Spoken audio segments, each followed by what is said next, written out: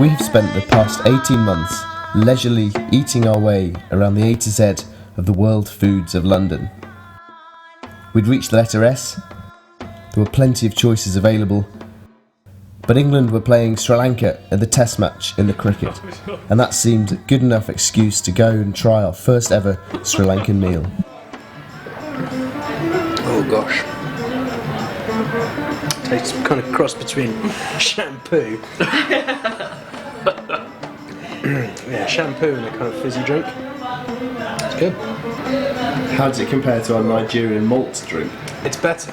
It's much better. Even better. I'm not sure I'd give this to any children. I'm going into the delicious smelling kitchen of Apollo Banana Leaf in Collier's Wood Teething.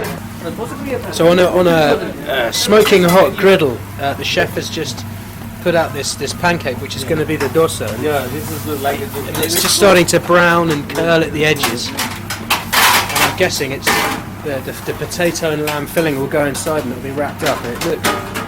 Yeah, I'm so hungry. This is a kitchen for the taste buds. Now it's being and it's golden brown on the bottom and it's been folded over, put onto a silver platter, and that's it. Oh, don't worry. Oh, it's wonderful to be able to taste in the kitchen like this. This kitchen is almost going to get the award for the best one yet.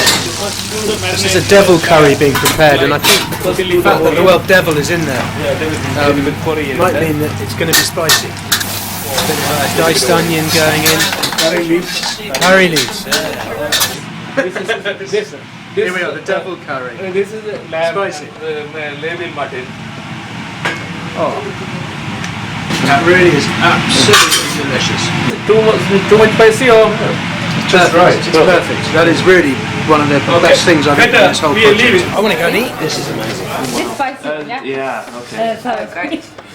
Just had a really good meal here. Very simple, very good value.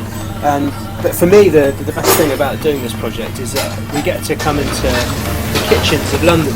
This isn't a high-tech kitchen. This is just a couple of guys from Sri Lanka preparing food.